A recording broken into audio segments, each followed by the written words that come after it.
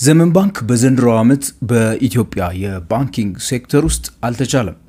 በተለይም ደግሞ አብዛኛዎቹ የውጤታማነት መለኪያ በሆኑ ዘርፎች ውስጥ በባንኪንግ ኢንዱስትሪ በጣም ከፍተኛ የተባለውን ውጤት ያስመዘግበበትን ዓመት ነበረ። በ2025 ጁን 30 በፈረንጆቹ የተጠናቀቀው የበጀት ዓመት በዚህ ዓመት ያገኘው ትርፍ ለጠቅላላ ሼርሆልደሮቹ ወይ ደግሞ ባለአክሲዮኖቹ ሊያከፋፍል ያሰበው ወይ ደግሞ የወሰነው ገንዘብ መጠንም ቢሆን በጣም ከፍተኛ ነው። ከአጠቃላይ ትርፉ ያስገኘው የተጣራ ትርፍም ቢሆን በጣም ከፍተኛና ከእጥፍ በላይ ያደገበት ዓመት ነው። ዛሬ በዚህ ቪዲዮ የዘመን ባንክን ፋይናንሻል ፐርፎርማንስ በሪፖርቱ መሰረት አንድ ባንድ የምናወራ ይሆናል ማለት ነው። የተወደዳችሁና የተከበራችሁ ተመልካቾች ይህ ንጋት ፖስት ነው። ስለ ፋይናንስ፣ ቢዝነስ፣ ካፒታል ማርኬት እናወራለን።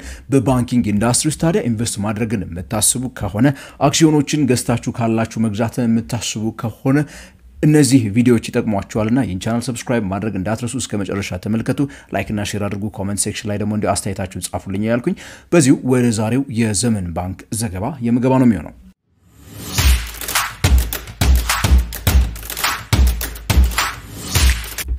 በመጀመሪያ እንግዲህ አጠቃላይ መረጃዎችን ለመሰብሰብና ለመውሰድ ያክል ስንመለከት ዘመን ባንክ በባለፈው ዓመት ማለትም ጁን 30 በፈረንጆቹ 2025 በተጠናቀቀው የበጀት ዓመት 14.4 ቢሊዮን የኢትዮጵያ ብር ጠቅላላ ገቢ ያስገባበት ዓመት ነበረ።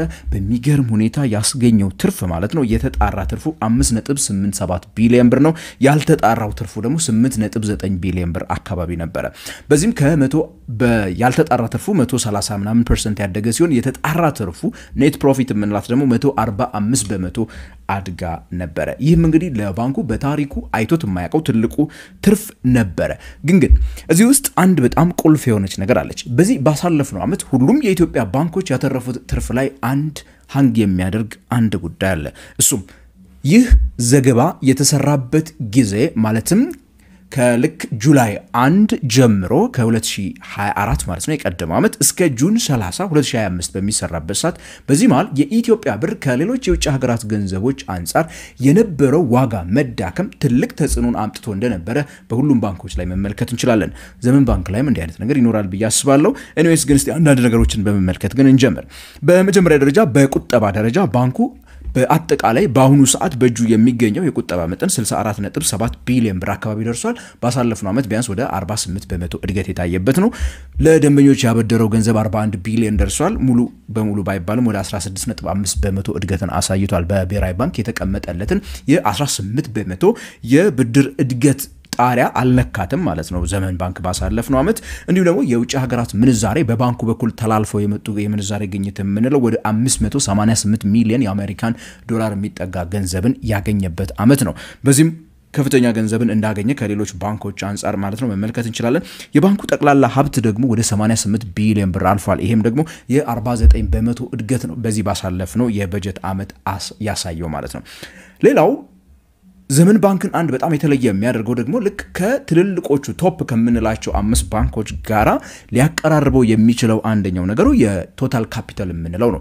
ወይ ደግሞ የሼር ሆልደሮች ሀብት የምንለው ጠቅላላ ሀብቱ ስትመለከቱት ወደ 18.4 ቢሊዮን ብር ኢኩዊቲ ያላቸው ወይ ደግሞ ሼር ሆልደሮች ድርሻቸው ማለት ነው 18.4 ቢሊዮን ብር የራሳቸው ነው ማለት ይችላልላችሁ። ከዚህ ውስጥ እርግጥ የከፈሉት ካፒታል 9.39 ቢሊዮን ብር ነው። እነዚህ ሁለቱ ቁጥሮች በመተመለከቷቸው ሰዓት እንግዲህ በኢንዱስትሪው በጣም ትልቅ የምትሏቸው አይነት ቁጥሮችና ደናደራ የሚባሉት ባንኮች ያላቸውን አይነት የቶታል ካፒታል ቁጥር ነው የምናገኘው። በፔድ አፕ ካፒታልም ቢሆን ኦሬዲ ወደ 10 ቢሊዮን ደርሷል። በሚቀጥለው ዓመት ደግሞ ያንን ገንዘብ 20 ቢሊዮን ለማድረስ ወስነዋል ባለ አክሲዮኖቹ ማለት ነው በሼር ሆልደር ሚቲንጉ ላይ። ከዚህ ሁሉ ደግሞ አንድ በጣም የገረመኝና ትልቅ ቁጥር በሪፖርቱ ላይ ያገኘሁት የካፒታል አዲኩዌሲ ሬሽዮ የምንለው የ37% መሆኑ ነው። በኢትዮጵያ ብሔራዊ ባንክ ባዝል 2 የሚባል አዲስ ስታንዳርድ ይተገበራል በዚህ በፊታችን ባለው ዓመት።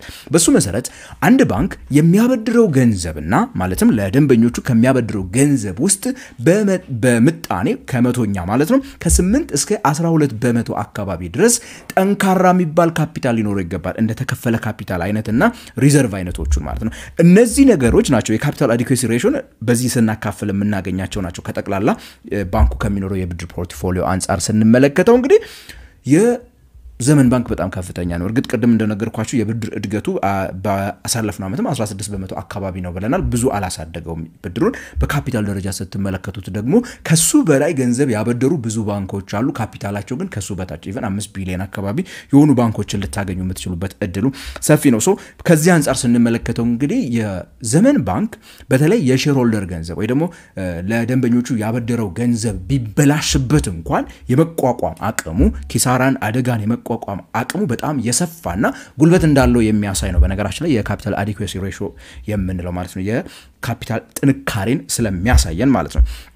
ወደ ገቢው ስንገባ የዘመን ባንክን ገቢ ደግሞ እንተንት ነው ካላችሁኝ እንግዲህ ቅድም የነገርኳችሁ ወደ 14 ቢሊዮን የሚጠጋው ገንዘብ ውስጥ ግማሹን ያገኘው ከአበድሮት ከሰበሰበው የወለድ ገንዘብ ነው ማለት ነው። ኢንትረስት ኢንካም የምንላት ግማሹን ገቢውን የያዘ ሲሆን የተለያዩ ፊና ኮሚሽኖች ከኢንተርኔት ባንኪንግ ከኤቲኤሞቹ ፖስት ማሽኖቹ የተለያዩ ቦታዎች ላይ ደግሞ እንግዲህ ወደ 3.3 ቢሊዮን ብር አግኝቷል። ቅድም እንደነገርኳችሁ ከዶላርና ሌሎች የውጭ ሀገራት ገንዘቦችን ዲል በማድረግ ከፎሬክስ ያገኘው ጌን ደግሞ ወደ 3.87 ቢሊዮን የኢትዮጵያ ብር ይጠጋል። ይሄ ቁጥር የጠቅላላ ገቢው 27% ሲሆን ፊና ኮሚሽኖቹ 23%፣ ሌሎች አንዳንድ ወጪ ገቢዎችን ደግሞ ያገኘበት መንገድ አለ። ኤኒዌይስ ግን እዚህ ጋር እንደምትመለከቱት በተቻለ መጠን የባንኩ ገቢ አሁን ወለድ የሚያገኘውና ከሌሎች የሚያገኘው የመመጣጠን አይነት ባህሪ ያላቸው ባንክ ነው። ከሌሎች ባንኮች ጋር በመታወዳደሩበት ሰዓት አብዛኛዎቹ የኢትዮጵያ ባንኮች ከፍተኛ ጫና የሚያድረው ከገቢ አንፃር የኢንትረስት ኢንካም የምንለው ከወለድ የሚያገኙት ገንዘብ ላይ ነው ኤክሰፕት ይሄኛውን አመት ማለት ነው። ምክንያቱም ልክ እንደ ዘመኑላ አብዛኛዎቹ ባንኮች ከዶላር ዲሊንግ በጣም ከፍተኛ ገንዘብ ያገኙበት አመት ነበረ። ምክንያቱም እያወራን ያለንበት ጊዜ ልክ ዶላር ምንድነች ፍሎት ከመደረጓ በፊት ጀምሮ ያለው የበጀት አመት ስለሆነ ማለት ነው። ከወጪ አንፃር እንዲሁ 6.2 ቢሊዮን ብር ያወጣበት አመት ነው። የኢንትረስት ኤክስፔንሱ ወይ ደግሞ ደንበኞች እሱ ጋር ላስቀመጡት ገንዘብ ደግሞ ወደ 2.25 ቢሊዮን ብር ከፍሏል። ከወጪው ወደ 36% የሚሆነውን ወለድ ከፍሏል። ወደ 2 ቢሊዮን ብር የሚሆነውን ደግሞ ለሰራተኛ ደሞዝ የከፈለበት አመት ነበረ። ዘመን ባንክን እንግዲህ ከሁሉ በላይ በጣም ለየት የሚያደርገውና ስንለካ ሁሉ ጊዜ አሸናፊ ሆኖ የሚገኝባቸው እነዚህ የፕሮፊታቢሊቲ ሬሾዎቹ ነው ደግሞ ከትርፍ አንፃር ውጤታማነቱን የሚገልጹትን ቁጥሮች ስንመለከት አንድ አክሲዮን earning per share በመንባል የምንጠራው ማለት ነው ያስገኘው አጠቃላይ earning ምን ያህል ነው ገቢው ምንድነው ብላችሁ ስትጠይቁኝ ከኢንዱስትሪው በጣም በላቀ መልኩ ማንኛውንም በኢትዮጵያ የባንኪንግ ኢንዱስትሪ ያሉ ባንኮችን በእርግጠኝነት የሚበልጥ earning per share ነው 68.3% የተገኘበት አመት ነበር ያሳለፍነው አመት።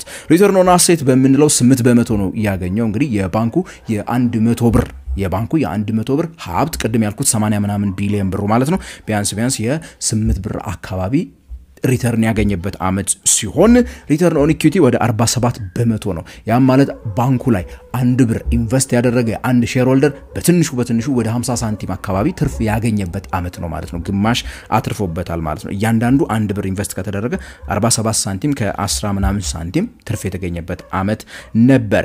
ከዲቪደንድ አንፃር እንግዲህ ዶክመንቱ ላይ ለመመልከት እንደቻልኩት ከሆነ ባንኩ ወደ 4.11 ቢሊዮን ብር የሚጠጋ ገንዘብን በዲቪደንድ መልኩ ዲክሌር ለማድረግ በወረቀቱ ላይ ያው ፕሮፖዝ የተደረገው ነው የተመለከተው።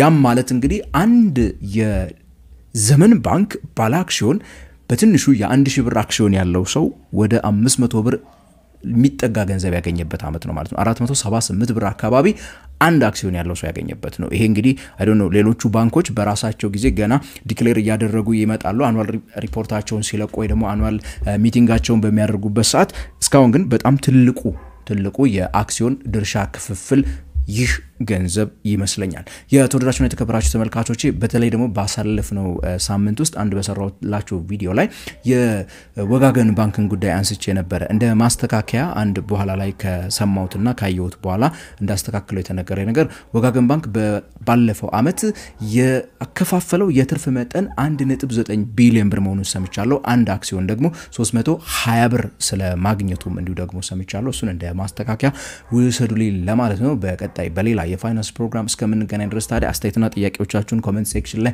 ጻፉልኝ። የማን ሪፖርት ደግሞ መስማት በጣም ጓግታችኋል እሱንም ንገሩኝ እያልኩኝ በቀጣይ በሌላ ፕሮግራም እስከምንገናኝ ከንጋት ፖስት የምሰናበታችሁ ታዲያ እኔ ገሜ ብራውን ነኝ።